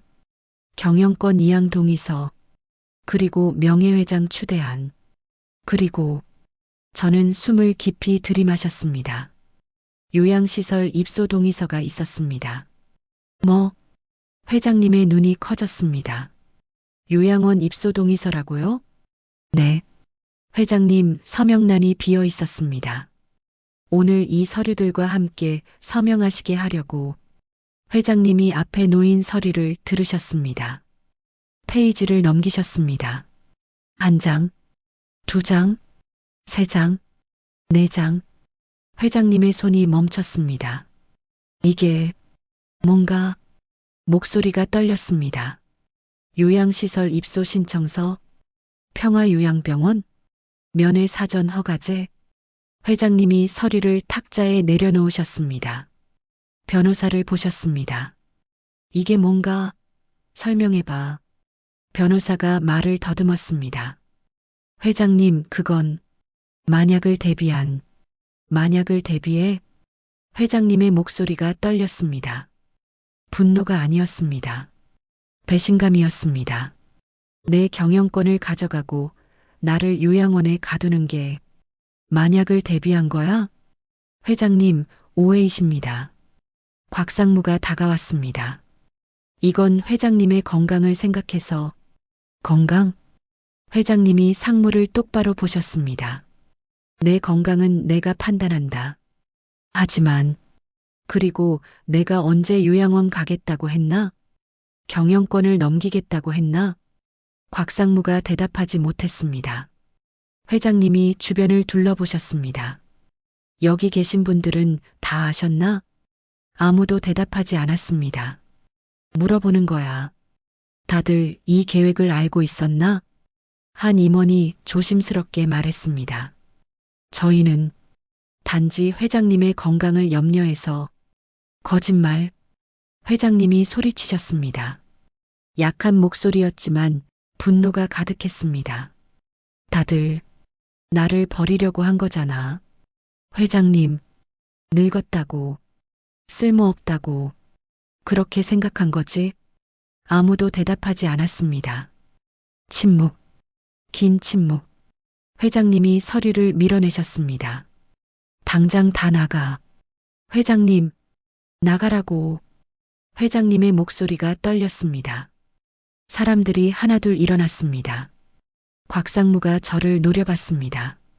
그 눈빛은 저를 죽이고 싶다는 눈빛이었습니다. 아줌마. 상무가 제 옆을 지나가며 낮게 속삭였습니다. 크게 후회하게 될 거야. 엄청나게. 오싹했습니다. 하지만 저는 고개를 숙이지 않았습니다. 사람들이 모두 나갔습니다. 이사회실에는 회장님과 간호사, 그리고 저만 남았습니다. 회장님이 한동안 말씀하지 않으셨습니다. 그냥 창밖을 바라보고 계셨습니다. 저는 조용히 서 있었습니다. 당신. 한참 후에 회장님이 입을 여셨습니다. 이름이 뭔가? 김순자입니다, 회장님. 김순자. 회장님이 저를 보셨습니다. 어떻게 알았나? 그 서류에 대해. 저는 지난 며칠간의 일을 말씀드렸습니다. 화요일 우연히 들은 대화. 어제 새벽 금고를 연 것. 곽상무에게 협박당한 것. 회장님은 조용히 들으셨습니다. 왜 말했나? 회장님이 물으셨습니다. 예. 왜 나한테 말했냐고. 곽상무가 협박했다며. 전과 만들겠다고. 네. 그런데도 말했어. 왜? 저는 대답하기 어려웠습니다. 왜였을까요? 정말로 왜 그랬을까요? 잘 모르겠습니다. 솔직히 말했습니다. 그냥 안 됐다고 생각했습니다. 안 됐다고? 외로워 보이셨습니다. 아무도 진실을 말해드리지 않는 것 같아서. 그리고 저도 예전에 비슷한 일이 있었습니다. 저는 30년 전 청와대 이야기를 했습니다. 식단표 조작 사건, 박 셰프님, 그리고 제가 쫓겨난 이야기. 회장님이 고개를 끄덕이셨습니다. 그럼 이번에는 왜 나섰나? 또 쫓겨날 수도 있는데. 모르겠습니다. 저는 정직하게 대답했습니다. 그냥 가만히 있을 수 없었습니다. 회장님께서 고생이 많소라고 말씀해 주셨을 때 제 목소리가 떨렸습니다. 오랜만에 사람 대접을 받는 것 같았습니다. 회장님이 오래 저를 바라보셨습니다. 그 눈빛에는 여러 감정이 섞여 있었습니다. 놀라움, 감사함, 그리고 슬픔. 김순자 씨. 네, 회장님. 고맙소. 그 말씀에 제 눈시울이 뜨거워졌습니다. 아닙니다. 당신이 아니었으면. 회장님의 목소리가 떨렸습니다. 나는 모든 걸 잃을 뻔했소. 아무것도 모른 채 요양원에 갇혀서 세상과 단절된 채 죽을 뻔했어. 회장님이 고개를 떨구셨습니다. 부끄럽소. 내 사람들을 제대로 보지 못했으니. 회장님, 집에 가봐요, 김순자 씨. 회장님이 말씀하셨습니다. 오늘은 충분히 고생했소. 네, 조사를 하겠소. 곽상무에 대해. 그리고 회장님이 저를 보셨습니다. 당신에게 보답하고 싶소? 아닙니다, 회장님. 저는 며칠 후에 다시 얘기하자. 네. 저는 허리를 숙여 인사하고 이사회실을 나왔습니다. 복도에서 저는 한참을 서 있었습니다. 다리가 후들후들 떨렸습니다. 온몸에 힘이 빠졌습니다. 방금 전까지의 긴장이 한꺼번에 풀렸습니다. 저는 벽에 기대 주저앉았습니다. 눈물이 났습니다. 왜 우는지도 모르겠습니다. 무서웠던 건지 안도한 건지 아니면 그냥 모든 게 힘들었던 건지. 순자 씨? 누군가 제 이름을 불렀습니다. 고개를 들었습니다. 김 언니였습니다. 왜 여기서 울고 있어요? 아니, 괜찮습니다. 무슨 일 있었어요? 저는 일어섰습니다. 눈물을 닦았습니다. 아무것도. 확실해요? 네. 저는 억지로 웃었습니다. 일하러 가야죠. 그날 오후, 저는 평소처럼 청소를 했습니다. 하지만 마음은 평소 같지 않았습니다. 계속 생각했습니다. 이제 어떻게 되는 걸까? 곽상무는 정말 보복할까? 저한테 뭘 할까? 퇴근 시간이 됐습니다. 저는 유니폼을 벗고 개인 옷으로 갈아입었습니다. 회사를 나섰습니다. 버스 정류장으로 걸어갔습니다. 그때 뒤에서 발소리가 들렸습니다. 빠른 발소리. 저는 돌아봤습니다. 곽상무였습니다. 가슴이 철렁했습니다. 아줌마. 상무가 다가왔습니다. 주변을 둘러봤습니다. 사람이 별로 없었습니다. 오늘 재미있었어? 목소리가 차가웠습니다. 저는 나를 망쳤어. 20년 인생을 20년 동안 이 회사 위에 일했는데 하루아침에 쫓겨났어. 다 당신 때문이야. 상무님이 잘못하신 겁니다. 잘못? 상무가 비웃었습니다. 늙은 회장 하나 정리하려 했던 게 잘못이야? 어차피 몇 년 안에 죽을 텐데. 그래도 그건 당신 정말 순진하구만. 상무가 한 걸음 더 다가왔습니다. 너무 가까웠습니다. 저는 뒤로 물러났습니다. 기억해. 당신은 나한테 큰 빚을 졌어. 상무가 제 어깨를 잡았습니다. 아팠습니다. 반드시 갚게 할 거야. 아주 확실하게. 놓으세요. 조심해서 살아, 아줌마. 언제 어디서 무슨 일이 생길지 모르니까. 상무가 저를 밀쳤습니다. 저는 비틀거렸습니다. 상무가 떠났습니다. 저는 그 자리에 서서 그의 뒷모습을 바라봤습니다. 두려웠습니다. 하지만 후회는 하지 않았습니다. 주말이 지났습니다. 월요일 아침, 저는 평소처럼 출근했습니다. 회사에 도착했을 때 이상한 느낌이 들었습니다. 사람들이 저를 쳐다봤습니다. 로비 안내 직원, 경비 아저씨, 다른 청소 직원들 모두가 저를 쳐다봤습니다. 왜 그러는 거지? 저는 로커룸으로 갔습니다. 유니폼으로 갈아입으려는데 순자 씨, 관리팀 대리가 달려왔습니다. 숨이 차 있었습니다. 네, 회장님이 부르십니다. 회장님이요? 네, 지금 바로 올라가 보세요. 어디로요? 최고층? 회장실입니다. 제 심장이 빨리 뛰기 시작했습니다. 왜 부르시는 거지? 혹시 문제가 생긴 건가? 곽상무가 뭘 했나? 저는 유니폼도 입지 못하고 개인 옷차림으로 엘리베이터를 탔습니다. 최고층 버튼을 눌렀습니다. 올라가는 동안 저는 계속 생각했습니다. 손이 떨렸습니다. 띠링. 도착했습니다. 문이 열렸습니다. 회장실 앞이었습니다. 비서가 저를 맞이했습니다. 젊은 여자였습니다. 김순자 씨시죠? 네. 회장님께서 기다리십니다. 들어가세요. 비서가 문을 열어줬습니다. 저는 조심스럽게 들어갔습니다. 회장실은 넓었습니다. 거대한 책상, 높은 천장, 벽을 가득 채운 책장, 창밖으로 서울 전경이 한눈에 보였습니다. 회장님은 책상 앞에 앉아 계셨습니다. 휠체어가 아니었습니다. 의자에 앉아 계셨습니다. 앉으세요, 김순자 씨. 네, 회장님. 저는 조심스럽게 앉았습니다. 가죽 소파, 처음 앉아보는 느낌이었습니다. 부드러웠습니다. 회장님이 저를 보셨습니다. 김순자 씨. 네, 회장님.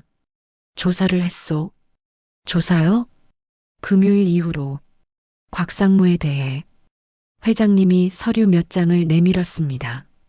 당신 말이 다 맞았소. 저는 서류를 받았습니다.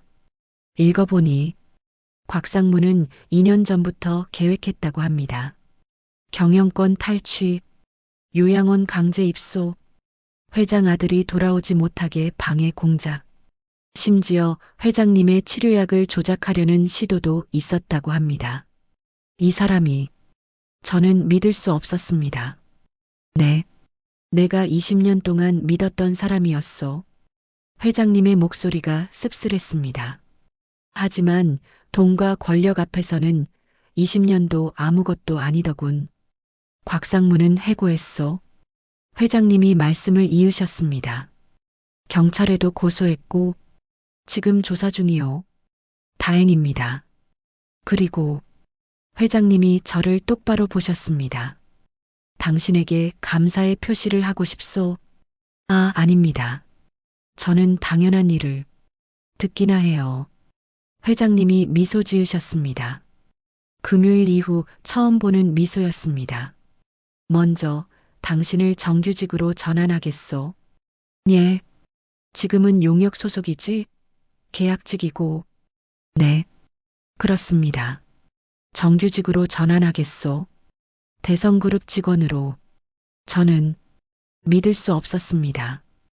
회장님, 저는 그럴 자격은 충분하오. 회장님이 단호하게 말씀하셨습니다. 당신은 정직하고 용감하고 회사를 구했소. 그리고 월급도 올려주겠소. 지금의 2배로. 2배? 제 현재 월급이 200만 원이었습니다. 2배면 400만 원. 회장님, 너무 과분합니다. 과분하지 않소? 회장님이 고개를 저으셨습니다. 당신은 내 생명을 구했소. 그리고 내 회사를 구했소. 저는 그리고 특별 포상금도 지급하겠소. 1천만 원. 1,000만 원이요? 저는 깜짝 놀랐습니다. 네. 회사에 큰 공헌을 한 직원에게 주는 겁니다. 회장님, 정말. 그리고 다음 달 전사조회에서 표창도 하겠소. 회장님이 말씀을 이으셨습니다. 모든 직원들 앞에서 당신의 용기를 알려줘야 하니까 저는 어떻게 대답해야 할지 몰랐습니다. 그냥 옳은 일을 했을 뿐인데 이렇게 큰 보답을 받다니. 감사합니다, 회장님. 제 목소리가 떨렸습니다. 눈물이 날 것 같았습니다. 당연한 거요. 회장님이 일어나셨습니다. 창가로 걸어가셨습니다. 예전보다 걸음이 좀 더 안정적이었습니다. 김순자 씨. 네. 이 나이에 누굴 믿어야 할지 모르겠더군. 회장님의 뒷모습이 외로워 보였습니다. 아들은 미국에서 10년째 안 돌아오고 주변 사람들은 다 내 돈만 노리고. 회장님. 하지만 당신은 달랐소. 회장님이 저를 돌아보셨습니다. 정말로. 저도 사람이니까요. 제가 작게 말했습니다. 사람은 사람을 도와야 한다고 생각합니다. 회장님이 고개를 끄덕이셨습니다. 다음 주 월요일부터 정규직으로 출근하시오. 네, 회장님. 그리고 회장님이 잠시 망설이셨습니다. 혹시 곽상무가 당신을 괴롭히면 바로 알려주시오. 네. 경호원을 붙일 수도 있소. 아, 아닙니다. 괜찮습니다. 확실한가? 네. 괜찮습니다. 하지만 사실은 조금 불안했습니다. 곽상무의 마지막 말이 계속 떠올랐습니다. 반드시 갚게 할 거야. 그날 저는 회사를 나왔습니다. 정규직, 월급 2배, 1,000만 원 포상금. 믿을 수 없었습니다. 집에 돌아와 소파에 앉았습니다. 핸드폰을 들었습니다. 아들에게 전화하고 싶었습니다. 하지만 뭐라고 말할까요? 결국 문자를 보냈습니다. 아들아, 엄마 정규직 됐어. 월급도 올랐어. 이제 걱정 안 해도 돼. 한참 후에 답장이 왔습니다. 정말요? 축하해요, 엄마. 대단하시네요. 짧은 문자였지만 마음이 따뜻해졌습니다. 그날 밤, 저는 오랜만에 푹 잤습니다. 다음 주 정규직 전환 서류를 작성했습니다. 새 명찰을 받았습니다. 청소미화팀 김순자. 예전 명찰과 비슷했지만 느낌이 달랐습니다. 이제는 정식 직원이었습니다. 월급날 통장을 확인했습니다.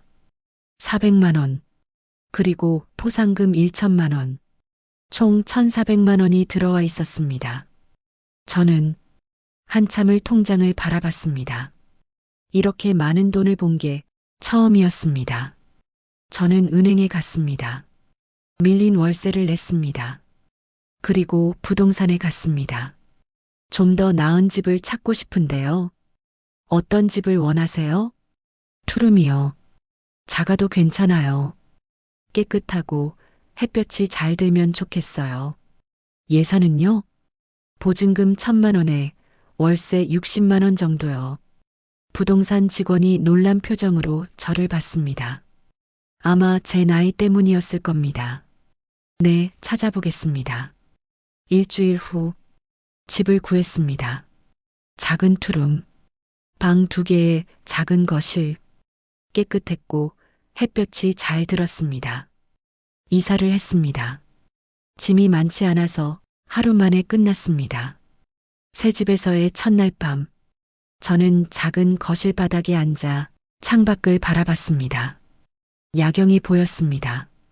예전 원룸에서는 볼 수 없었던 풍경. 순자야, 스스로에게 말했습니다. 잘했어. 용기 낸 거 잘한 거야.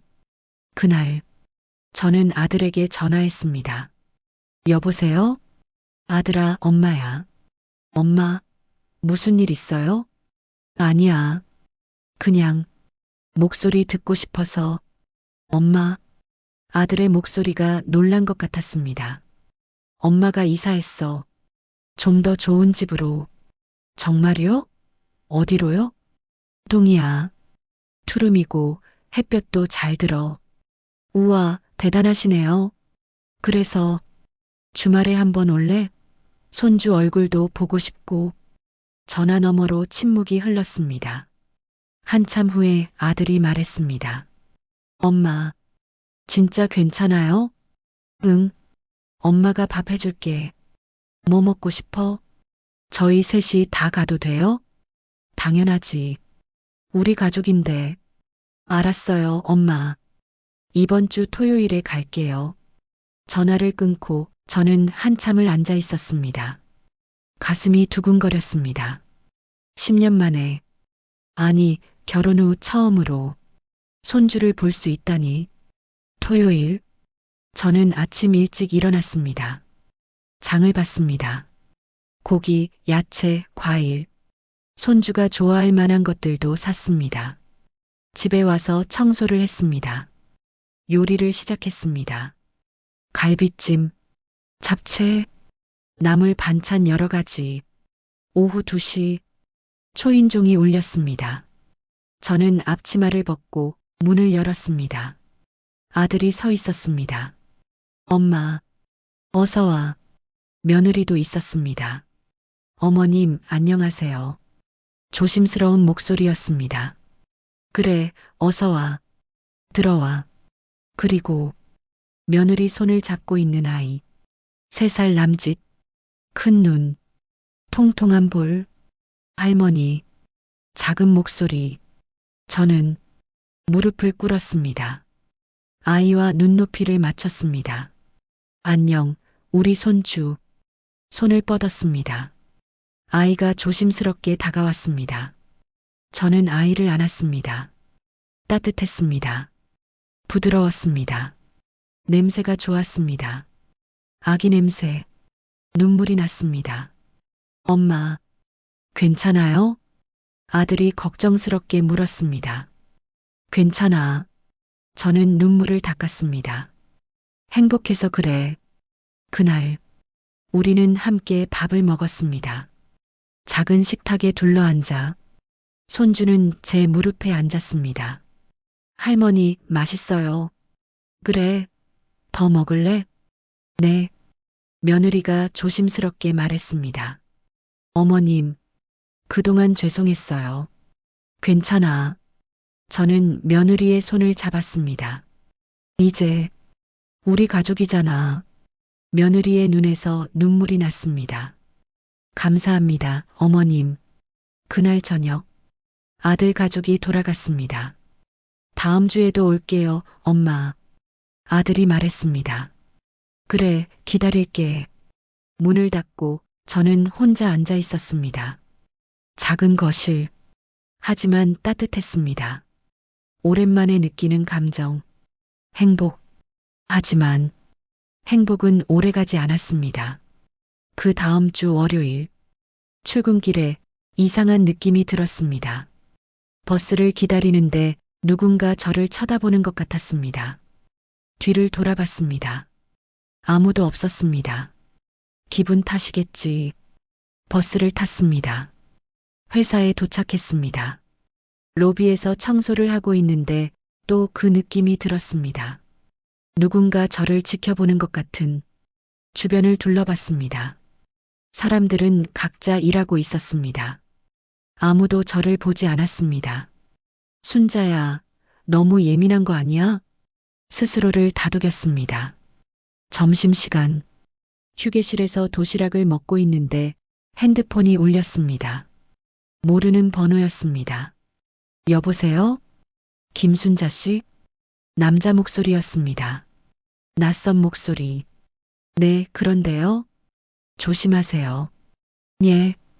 곽상무를 화나게 했잖아요. 제 심장이 빨리 뛰기 시작했습니다. 누구세요? 친구요. 조언해 주는 거예요. 무슨, 밤길 조심하세요. 혼자 다니지 마시고. 뚝, 전화가 끊겼습니다. 저는 핸드폰을 든 채 굳어 있었습니다. 손이 떨렸습니다. 오후 내내 저는 불안했습니다. 청소를 하면서도 계속 주변을 둘러봤습니다. 퇴근 시간. 저는 평소보다 일찍 나왔습니다. 아직 해가 있을 때 버스 정류장으로 걸어가는데 또 그 느낌이 들었습니다. 누군가 따라오는 것 같은. 뒤를 돌아봤습니다. 한 남자가 서 있었습니다. 30대 후반쯤. 선글라스를 끼고 저와 눈이 마주쳤습니다. 남자가 웃었습니다. 오싹했습니다. 저는 빨리 걸었습니다. 뒤에서 발소리가 들렸습니다. 따라오고 있었습니다. 저는 더 빨리 걸었습니다. 무릎이 아팠지만 참았습니다. 편의점이 보였습니다. 저는 편의점으로 뛰어들어갔습니다. 아줌마, 괜찮으세요? 점원이 놀라서 물었습니다. 네, 괜찮습니다. 창밖을 봤습니다. 그 남자가 편의점 앞을 지나갔습니다. 저를 한번 보고 가버렸습니다. 저는 한참을 편의점에 있었습니다. 30분쯤 지나서 밖으로 나왔습니다. 주변을 둘러봤습니다. 아무도 없었습니다. 버스를 타고 집에 왔습니다. 문을 잠갔습니다. 체인도 걸었습니다. 소파에 앉아 한참을 생각했습니다. 곽상무가 사람을 보낸 건가? 나를 협박하려고? 다음 날 또 그 남자를 봤습니다. 회사 근처에서. 그리고 그 다음 날도 항상 멀찍이 서 저를 지켜보고 있었습니다. 저는 두려웠습니다. 회장님께 말씀드려야 할까요? 하지만 아직 아무 일도 일어나지 않았습니다. 그냥 따라다니기만 할 뿐. 목요일 밤 집에 돌아와 문을 열려는데 문틈에 종이가 끼워져 있었습니다. 꺼냈습니다. 편지였습니다. 손으로 쓴 글씨. 조심하세요. 곽상무는 절대 포기하지 않습니다. 제 손이 떨렸습니다. 집 안으로 들어갔습니다. 문을 잠갔습니다. 모든 창문을 확인했습니다. 그날 밤, 저는 잠을 잘 수 없었습니다. 금요일, 출근하는데 또 핸드폰이 울렸습니다. 같은 번호, 받지 않았습니다. 문자가 왔습니다. 오늘 밤 조심하세요. 제 가슴이 철렁했습니다. 오늘 밤, 무슨 일이 일어난다는 거지? 회사에서 일하는 내내 저는 불안했습니다. 퇴근 시간이 됐습니다. 저는 회장님께 말씀드리기로 했습니다. 최고층으로 갔습니다. 회장실 앞에서 비서에게 말했습니다. 회장님 계세요? 네, 계십니다만. 예약이 있으신가요? 아니요, 하지만 급한 일이. 잠시만요. 비서가 안으로 들어갔습니다. 잠시 후 나왔습니다. 들어가세요. 회장실로 들어갔습니다. 회장님이 책상에 앉아 계셨습니다. 김순자 씨, 무슨 일인가? 회장님, 말씀드릴 게 있습니다. 저는 지난 며칠간의 일을 말씀드렸습니다. 따라다니는 남자, 협박 전화, 편지, 회장님의 얼굴이 굳어졌습니다. 곽상무가 모르겠습니다. 확실하지는 않지만 알겠소. 경호원을 붙이겠소. 아닙니다, 회장님. 저는 아니요. 당신의 안전이 중요하오. 회장님이 전화를 들었습니다. 경호팀장 좀 보내주시오. 잠시 후 경호팀장이 왔습니다. 40대 중반의 건장한 남자. 김순자 씨를 보호하시오. 24시간. 알겠습니다, 회장님. 그리고 조사하시오. 누가 협박하는지. 네. 저는 회장실을 나왔습니다. 경호원 한 명이 저를 따라왔습니다. 김순자 씨, 제가 보호하겠습니다. 감사합니다. 퇴근했습니다. 경호원이 저를 집까지 바래다 줬습니다. 집 앞에서 대기하겠습니다. 아, 아니에요. 괜찮습니다. 회장님 명령입니다. 저는 집에 들어갔습니다. 창문으로 밖을 봤습니다. 경호원이 차 안에 앉아 있었습니다. 조금 안심이 됐습니다. 그날 밤 10시 핸드폰이 울렸습니다. 또 그 번호. 이번에는 받았습니다. 여보세요? 경호원 붙였군요. 하지만 소용없어요. 누구세요? 대체 왜 이러는 거예요? 곽상무 대신 전화하는 거예요. 그 사람 지금 조사받느라 바쁘거든요. 김순자 씨, 당신이 잘못 건드린 거예요. 저는, 곽상무는 집요한 사람이에요. 절대 포기하지 않죠. 경찰에 신고하겠어요. 신고하세요. 하지만 증거가 있나요? 저는 그냥 조언해 주는 거예요. 조심하세요. 특히 주말에. 뚝. 전화가 끊겼습니다. 저는 핸드폰을 꽉 쥐었습니다. 떨렸습니다. 토요일, 아들이 오기로 한 날이었습니다. 저는 고민했습니다. 아들한테 오지 말라고 할까? 하지만 손주가 보고 싶었습니다. 결국 아무 말 하지 않았습니다. 오후 2시 초인종이 울렸습니다. 저는 문을 열었습니다. 아들과 며느리, 손주, 엄마, 어서 와. 다들 들어왔습니다. 저는 문을 닫으면서 밖을 확인했습니다. 경호원이 복도 끝에 서 있었습니다. 조금 안심이 됐습니다. 엄마, 무슨 일 있어요? 아들이 물었습니다. 제 표정을 본 모양입니다. 아니야, 아무것도. 얼굴이 안 좋아 보이는데요? 피곤해서 그래. 괜찮아. 거짓말이었습니다. 저녁을 함께 먹었습니다. 하지만 저는 계속 신경이 쓰였습니다. 창문, 현관문. 혹시 누가 오는 건 아닐까? 할머니, 괜찮아요?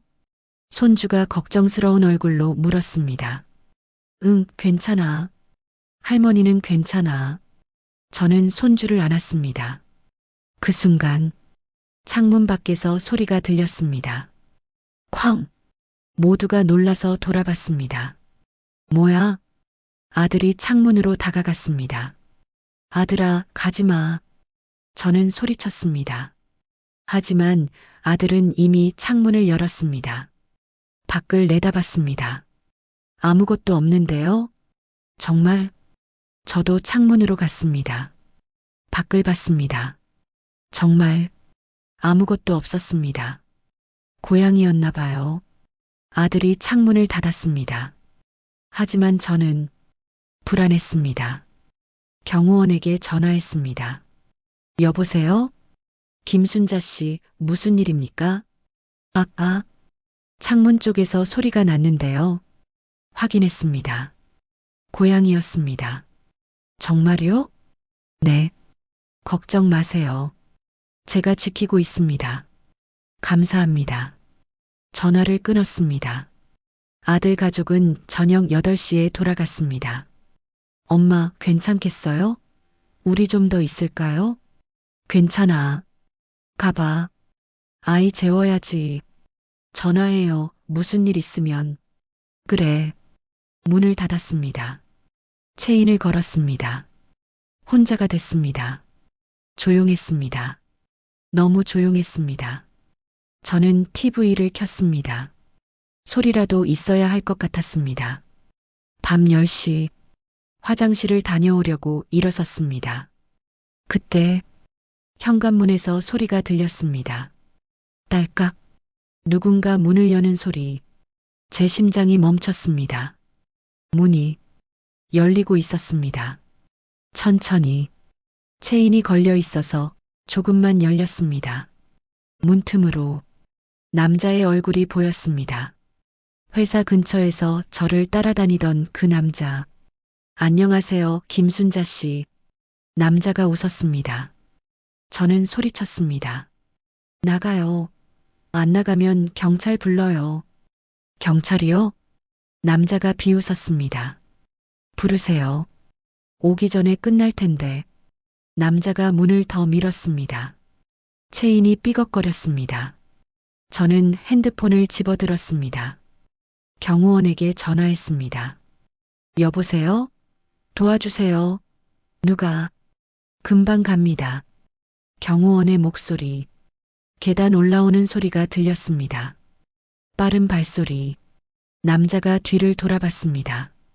즉, 남자가 문을 놓고 뛰어갔습니다. 경호원이 복도에 나타났습니다.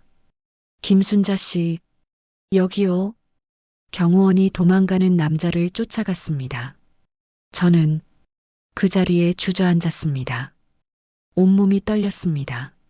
10분 후 경호원이 돌아왔습니다. 숨을 헐떡이며 놓쳤습니다. 죄송합니다. 괜찮아요.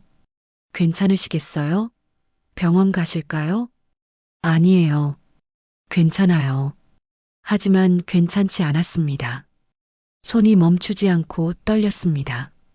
경호원이 회장님께 전화했습니다. 잠시 후 경호원이 말했습니다. 회장님께서 오늘 밤은 호텔에서 주무시라고 하십니다.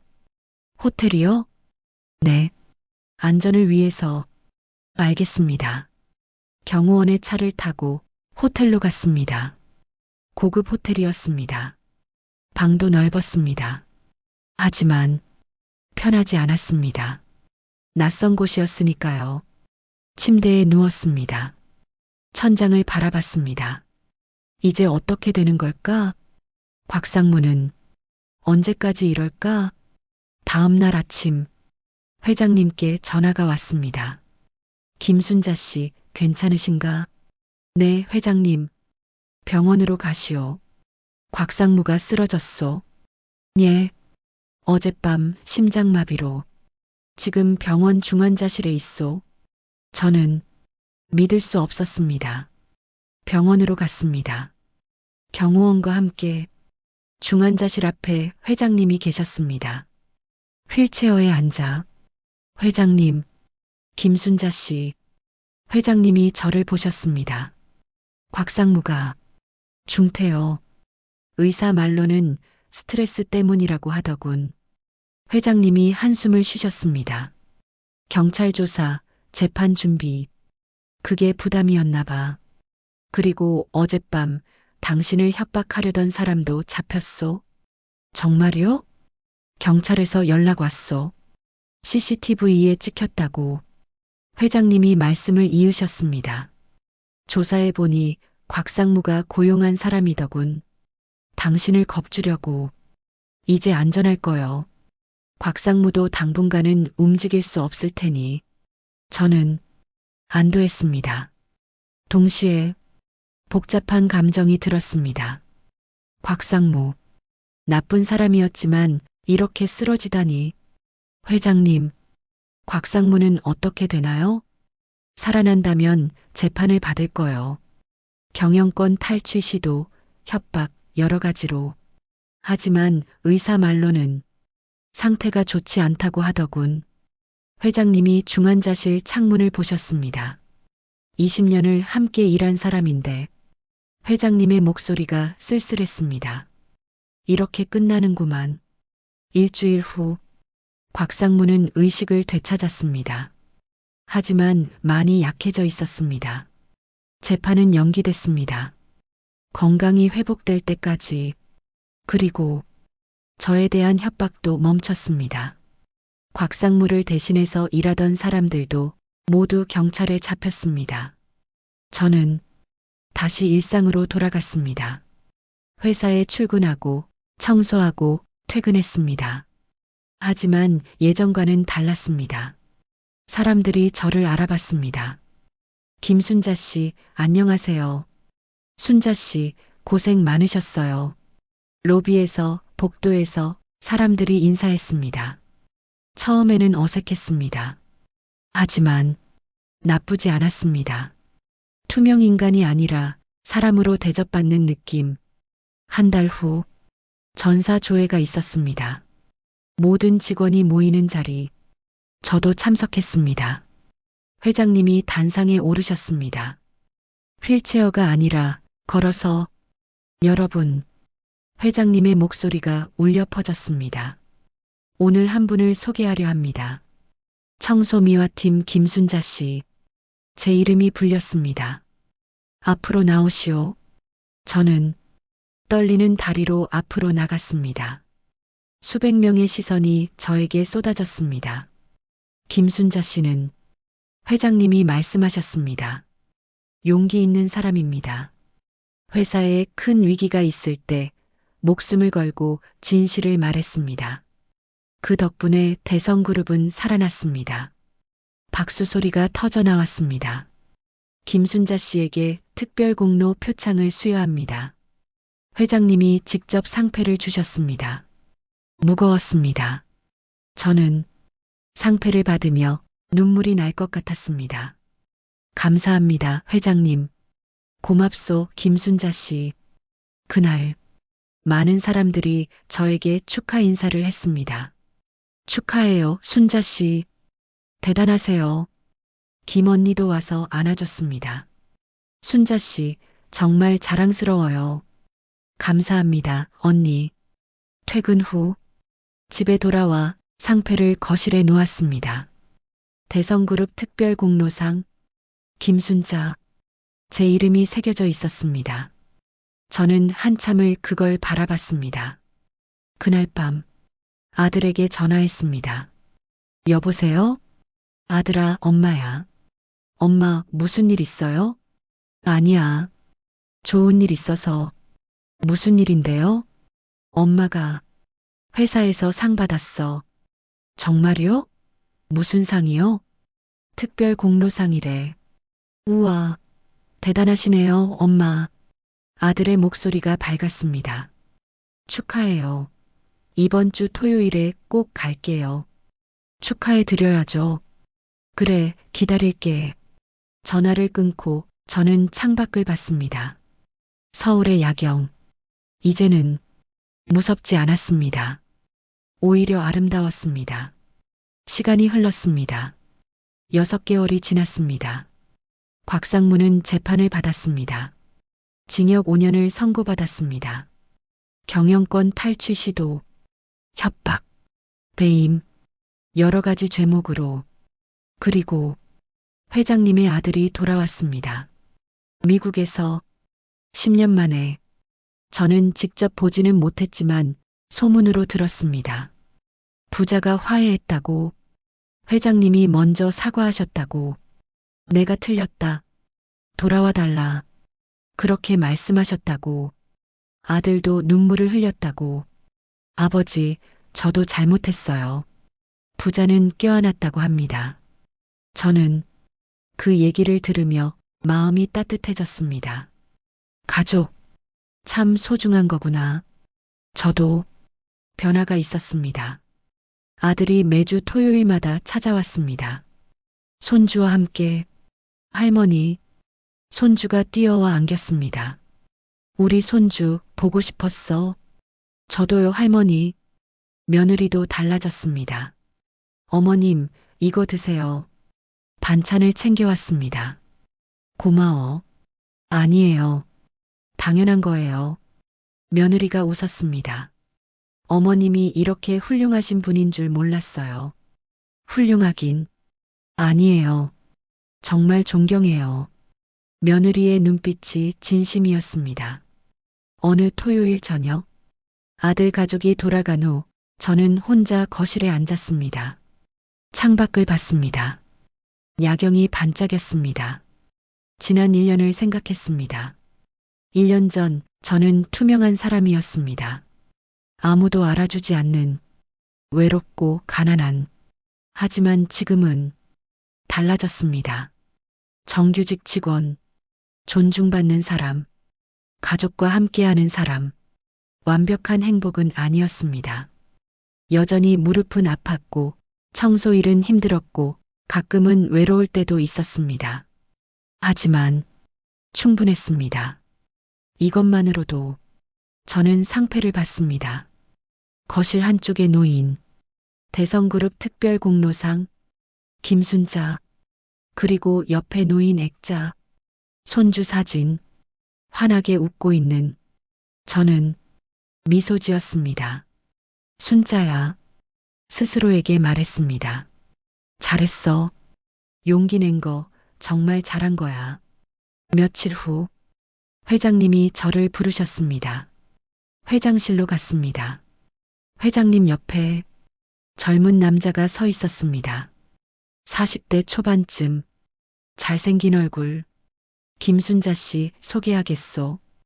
회장님이 말씀하셨습니다. 내 아들이요. 미국에서 돌아왔소. 안녕하세요. 아들이 제게 인사했습니다. 그리고 허리를 깊이 숙였습니다. 감사합니다. 아버지를 구해주셔서. 아닙니다. 저는 당황했습니다. 제가 당연히 해야 할 일을. 아니에요. 아들이 고개를 들었습니다. 눈에 눈물이 고여 있었습니다. 당신이 아니었으면 아버지는, 그리고 저는 영영 화해하지 못했을 거예요. 정말 감사합니다. 회장님이 말씀하셨습니다. 김순자 씨. 네, 회장님. 당신은 우리 가족의 은인이요. 과분한 말씀입니다. 언제든지 필요한 게 있으면 말하시오. 감사합니다, 회장님. 회장실을 나왔습니다. 복도를 걸으며 저는 생각했습니다. 은인이라, 저 같은 사람이, 65 청소부가 누군가의 은인이 될 수 있다니. 그날 밤 집에 돌아와 거울을 봤습니다. 주름진 얼굴, 희끗한 머리. 하지만 예전과는 달랐습니다. 눈빛이 달랐습니다. 더 이상 투명하지 않았습니다. 순자야. 거울 속 저에게 말했습니다. 수고했어. 마지막 메시지. 여러분, 인생은 완벽하지 않습니다. 65에 다시 시작할 수 있다고 누가 상상했겠습니까? 하지만 저는 배웠습니다. 나이는 숫자일 뿐이라는 것. 용기는 큰 소리가 아니라 떨리는 목소리로 진실을 말하는 것이라는 것. 그리고 정직하게 사는 것. 옳은 일을 하는 것. 그것이 결국 가장 강한 무기라는 것을 여러분도 힘든 하루를 보내고 계신가요? 아무도 알아주지 않는다고 느끼시나요? 괜찮습니다. 누군가는 보고 있습니다. 당신의 정직함을, 당신의 용기를 포기하지 마세요. 작은 행복은 반드시 찾아옵니다. 저처럼 이 이야기가 조금이라도 위로가 되셨다면 구독과 좋아요 부탁드립니다. 여러분의 작은 응원이 누군가에게는 큰 힘이 됩니다. 감사합니다.